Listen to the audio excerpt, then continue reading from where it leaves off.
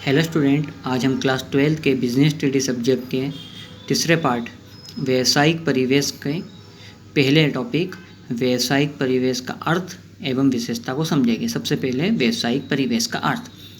व्यावसायिक परिवेश उन सभी शक्तियों या घटनाओं का योग है जो व्यापार के बाहर की होती है, परंतु वो व्यापार के संचालन को या व्यापार के कार्य को प्रभावित करती है। इसका अर्थ हुआ वो सभी बातें जिससे कि व्यापार प्रभावित होता है, लेकिन वो व्यापार के आंतरिक नहीं होती, व्यापार की बाहरी होती है, उन्हें हम कहते हैं व्यावसायिक परिवेश। ज़्यादातर इसमें बाहरी शक्तियाँ ही होती हैं, अंदर की शक्तियाँ इसमें नहीं होती हैं। अब आते हैं व्यावसायिक परिवेश की विशेषता। पहली है, जैसा कि मैंने बताया था, बाहरी शक्तियों की समग्रता। मतलब व्यावसायिक परिवेश व्यावसायिक इकाई के बाहर की सभी चीज़ों के कुल योग को कहते हैं। इसकी प्राकृतिक सामूहिक होती है। मतलब किसी एक शक्ति के बारे में हम बात नहीं कर रहे हैं।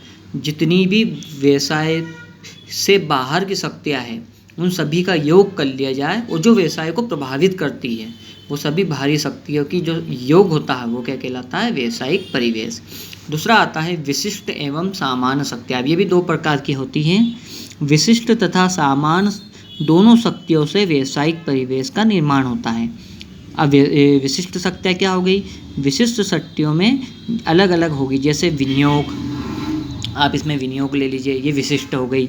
या इसमें घटक कह सकते हैं, प्रतिस्पर्धा कह सकते हैं, है ना, या हमारा जो पूर्ति करता है, जो माल देता है। तो ये सभी चीज़ें व्यवसाय को प्रभावित करती है और ये विशिष्ट होती है। जबकि सामान्य शक्तियाँ वो होती है जैसे समाज, राजनीति और कानून या तकनीक।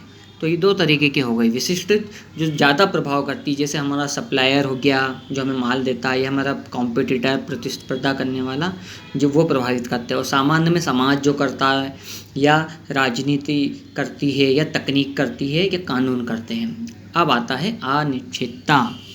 व्यावसायिक परिवेश अधिकांशतः अनिश्चित होते हैं। मतलब इन्हें कोई जो व्यापारी होता है वो बिल्कुल निश्चित तरीके से नहीं बता सकता कि ऐसा होगा, क्योंकि भविष्य की घटनाओं का पूर्वानुमान नहीं लगाया जा सकता। विशेषता तब जब उनके पर्यावरण में बड़ी तेज़ी से परिवर्तन आ रहे हैं तो बहुत मुश्किल होता है। कपड़े का व्यापारी ये पता नहीं कर पाता कि समाज में एकदम से क्या चेंज आ सकता है, या कानून में क्या चेंज आ जाता है, या तकनीक में क्या चेंज आ जाता है। इसलिए इसमें अनिश्चितता बनी रहती है।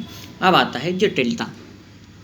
चूँकि व्यावसायिक परिवेश में विभिन्न स्रोतों से उत्पन्न होने वाली अनेक पारस्परिक संबंधित एवं गतिशील स्थितियाँ अथवा शक्तियों का समावेश होता है, इसलिए इन्हें समझना बहुत डिफ़िकल्ट होता है या कठिन होता है। इसलिए इसे जटिल कहा जाता है। और एक अच्छे व्यापारी जो होता है उसकी वो इसी बात से पहचाना जाता है वो कितनी जल्दी व्यावसायिक परिवेश को समझ सकता है और उसके अनुरूप निर्णय ले सकता है। और एक आम व्यापारी जो सही से नहीं समझ पाता है, वो सही से निर्णय नहीं ले पाता है और फिर उसे कठिनाई उठाना पड़ सकती है। और आखिरी है तुलनात्मकता। व्यावसायिक परिवेश एक तुलनात्मक अवधारणा है, क्योंकि यह भिन्न भिन्न देशों में एवं भिन्न भिन्न क्षेत्रों में अलग अलग होता है।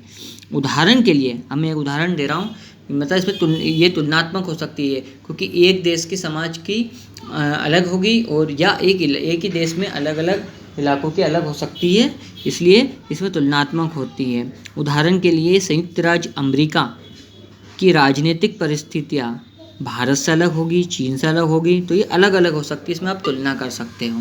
तो इस तरीके से व्यावसायिक परिवेश का अर्थ एवं उसकी विशेषता है।